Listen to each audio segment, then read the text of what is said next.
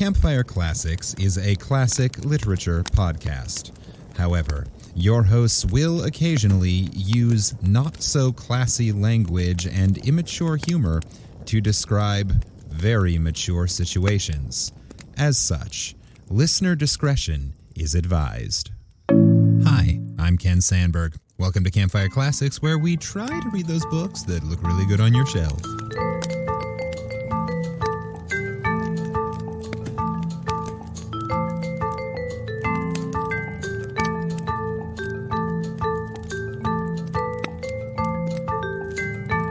We got a surprising number of messages last week saying that the Pooh Break was actually very much enjoyed, and if I'm being honest, we're sort of still in a Pooh Break mood over here at Campfire Classics, so this week we've got Piglet Meets a Heffalump. Let's start this fire. One day, when Christopher Robin and Winnie-the-Pooh and Piglet were all talking together, Christopher Robin finished the mouthful he was eating and said carelessly, "I saw a heffalump today, Piglet." "What was it doing?" asked Piglet. "Just lumping along," said Christopher Robin. "I don't think he saw me." "I saw one once," said Piglet. "At least, I think I did," he said. "Only, perhaps it wasn't." "So did I," said Pooh, wondering what a heffalump was like. "You don't often see them," said Christopher Robin carelessly. "Not now," said Piglet. "Not at this time of year," said Pooh. Then they all talked about something else until it was time for Pooh and Piglet to go home together. At first they stumped across the path which hedged the 100-acre wood. They didn't say much to each other. But when they came to the stream and had helped each other across the stepping stones and were able to walk side by side again over the heather, they began to talk in a friendly way about this and that, and Piglet said, "If you see what I mean, Pooh." And Pooh said, "It's just what I think myself, Piglet." And Piglet said, "But on the other hand, Pooh, we must remember." And Pooh said, "Quite true, Piglet, although I had forgotten it for the moment." And then, just as they came to the 6 pine trees, Pooh looked round to see that nobody else was listening, and said in a very solemn voice, "Piglet, I have decided something." "What have you decided, Pooh?" "I have decided to catch a heffalump." Pooh nodded his head several times as he said this, and waited for Piglet to say, "How?" or "Pooh, you couldn't," or something helpful of that sort, but Piglet said nothing. The fact was, Piglet was wishing that he had thought about it first. "I shall do it," said Pooh, after waiting a little longer, "by means of a trap, and it must be a cunning trap, so you will have to help me, Piglet." "Pooh," said Piglet, feeling quite happy again now, "I will." And then he said, "How shall we do it?" And Pooh said, "That's just it." "How?" And then they sat down together to think about it. Pooh's idea was that they should dig a very deep pit, and then the heffalump would come along and fall into the pit, and "Why?" said Piglet. "Why what?" said Pooh. "Why would he fall in?" Pooh rubbed his nose with his paw and said that the heffalump might be walking along, humming a little song and looking up at the sky, wondering if it would rain, and so he wouldn't see the very deep pit until he was halfway down, when it would be too late. Piglet said that this was a very good trap, but supposing it were raining already? Pooh rubbed his nose again and said that he hadn't thought about that, and then he brightened up and said that if it were raining already, the heffalump would be looking up at the sky wondering if it would clear up, and so he wouldn't see the very deep pit until he was halfway down, when it would be too late. Piglet said that now that this point had been explained, he thought it was a cunning trap. Pooh was very proud when he heard this. Then he felt that the heffalump was as good as caught already. But there was just one other thing which had to be thought about, and it was this. Where should they dig the very deep pit? Piglet said that the best place would be somewhere where a heffalump was, just before he fell into it, only about a foot farther on. But then he would see us digging it, said Pooh. Not if he was looking at the sky. He would suspect, said Pooh, if he happened to look down. He thought for a long time and then added sadly, "It isn't as easy as I thought. I suppose that's why heffalumps hardly ever get caught." "That must be it," said Piglet. They sighed and got up, and when they had taken a few gorse prickles out of themselves, they sat down again, and all the time Pooh was saying to himself, "If only I could think of something." For he felt sure that a very clever brain could catch a heffalump if only he knew the right way to go about it. "Suppose," he said to Piglet, "you wanted to catch me. How would you go about it?" "Well," said Piglet, "I should do it like this. I should make a trap, and I should put a jar of honey in the trap, and you would smell it, and you would go after it, and I would go in after it," said Pooh excitedly, "only very carefully so as not to hurt myself, and I would get the jar of honey, and I should lick round the edges first of all, pretending that there wasn't any more, you know, and then I should walk away and think about it a little, and then I would walk back and start licking the middle of the jar, and then, yes, well, never mind about that, there you would be, and there I should catch you. Now, the first thing to think of is, what do heffalumps like?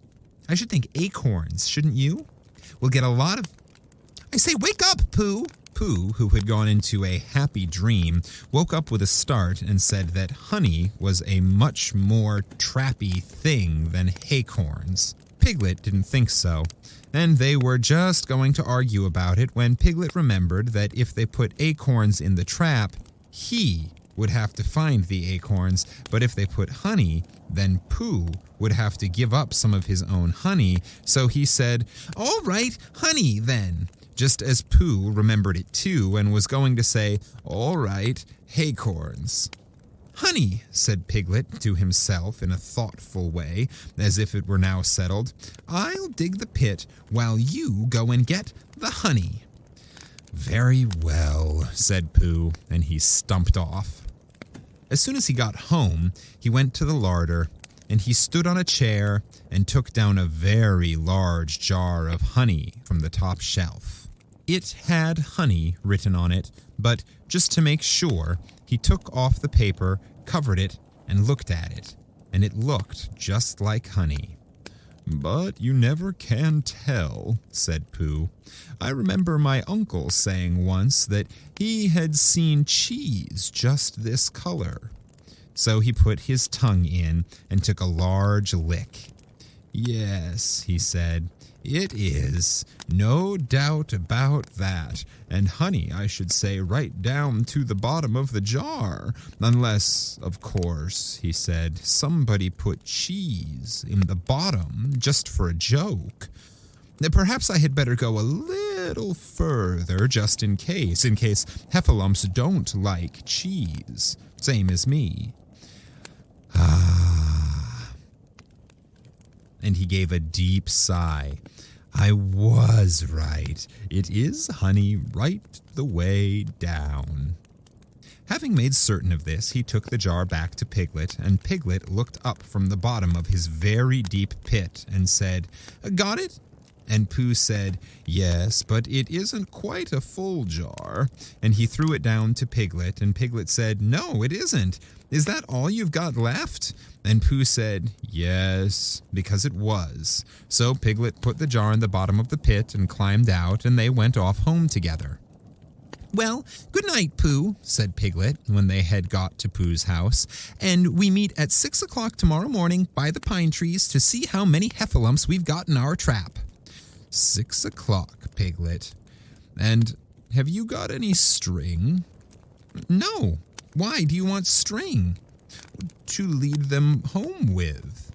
"Oh, I think heffalumps come if you whistle." "Some do and some don't. You never can tell with heffalumps. Well, good night." And off Piglet trotted to his house, Trespassers W, while Pooh made his preparations for bed. Some hours later, just as the night was beginning to steal away, Pooh woke up suddenly with a sinking feeling. He had had that sinking feeling before, and he knew what it meant. He was hungry. So he went to the larder, and he stood on a chair and reached up to the top shelf and found nothing. "That's funny," he thought. "I know I had a jar of honey there, a full jar full of honey right up to the top, and it had honey written on it so that I should know that it was honey. That's very funny." And then he began to wander up and down, wondering where it was, and murmuring a murmur to himself like this: "It's very, very funny, 'cause I know I had some honey, 'cause it had a label on saying honey. A gluptious full-up pot, too. I don't know where it's got to. No, I don't know where it's gone. Well, it's funny." He had murmured this to himself 3 times in a singing sort of way, then suddenly he remembered. He had put it into the cunning trap to catch the heffalump. "Oh, bother," said Pooh. "It all comes of trying to be kind to heffalumps." And he got back into bed. But he couldn't sleep. The more he tried to sleep, the more he couldn't. He tried counting sheep, which is sometimes a good way of getting to sleep, and as that was no good, he tried counting heffalumps, and that was worse, because every heffalump that he counted was making straight for a pot of Pooh's honey and eating it all. For some minutes, he lay there miserably, but when the 587th heffalump was licking its jaws and saying to itself, "Very good honey is. I don't know when I've tasted better," Pooh could bear it no longer. He jumped out of bed, he ran out of the house, and he ran straight to the 6 pine trees. The sun was still in bed, but there was a lightness in the sky over the 100-acre wood which seemed to show that it was waking up and would soon be kicking off the clothes. In the half-light, the pine trees looked cold and lonely, and the very deep pit seemed deeper than it was, and Pooh's jar of honey at the bottom was something mysterious, a shape, and no more. But as he got nearer to it, his nose told him that there was indeed honey, and his tongue came out and began to polish up his mouth ready for it. "Bother," said Pooh as he got his nose inside the jar. "A heffalump has been eating it." And then he thought a little and said, "Oh no, I did. I forgot." Indeed, he had eaten most of it, but there was a little left at the very bottom of the jar, and he pushed his head right in and began to lick. By and by, Piglet woke up. As soon as he woke, he said to himself, "Oh!" Then he said bravely, "Yes," and then still more bravely, "Quite so." But he didn't feel very brave, for the word which was really jiggetting about in his brain was heffalumps. What was a heffalump like? Was it fierce? Did it come when you whistle? And how did it come? Was it fond of pigs at all? If it was fond of pigs, did it make any difference what sort of pig? Supposing it was fierce with pigs, would it make any difference if the pig had a grandfather called Trespassers William? He didn't know the answer to any of these questions, and he was going to see his first heffalump in about an hour from now.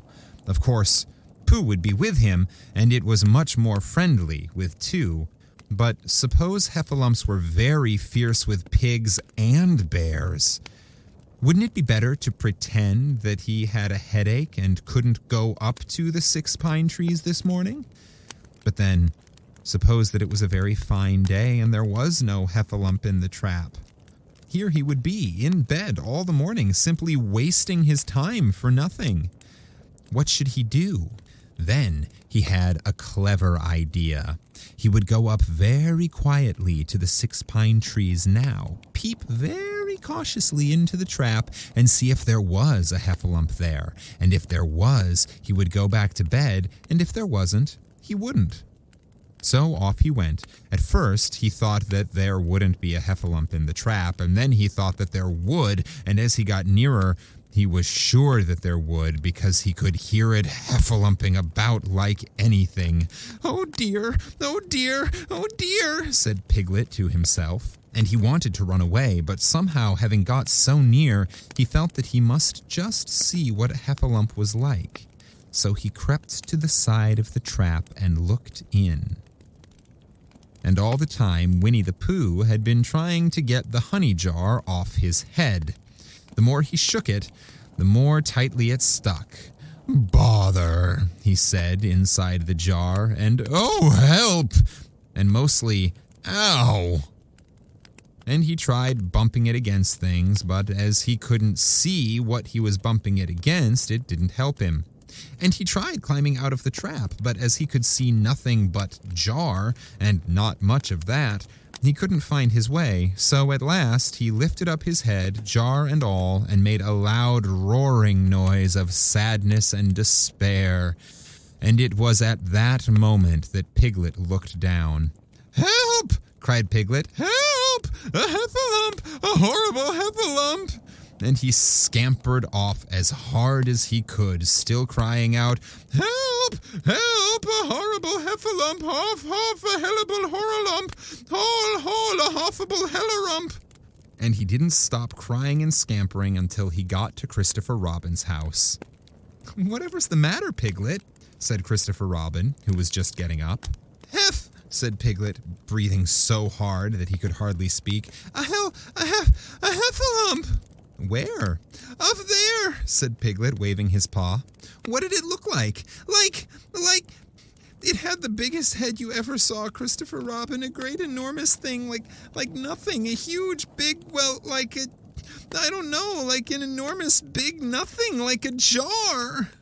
"Well," said Christopher Robin, putting on his shoes, "I shall go and look at it. Come on." Piglet wasn't afraid if he had Christopher Robin with him, so off they went. "I can hear it, can't you?" said Piglet anxiously as they got near. "Well, I can hear something," said Christopher Robin. It was Pooh, bumping his head against a tree root he had found. "There," said Piglet. "Isn't it awful?" And he held tight on Christopher Robin's hand. Suddenly, Christopher Robin began to laugh. And he laughed, and he laughed, and he laughed. And while he was still laughing, crash went the heffalump's head against the tree root, smash went the jar, and out came Pooh's head. Then Piglet saw what a foolish piglet he had been, and he was so ashamed of himself that he ran straight home and went to bed with a headache. But Christopher Robin and Pooh went home to breakfast together. "Oh, Bear," said Christopher Robin, "how I do love you." "So do I," said Pooh. The end.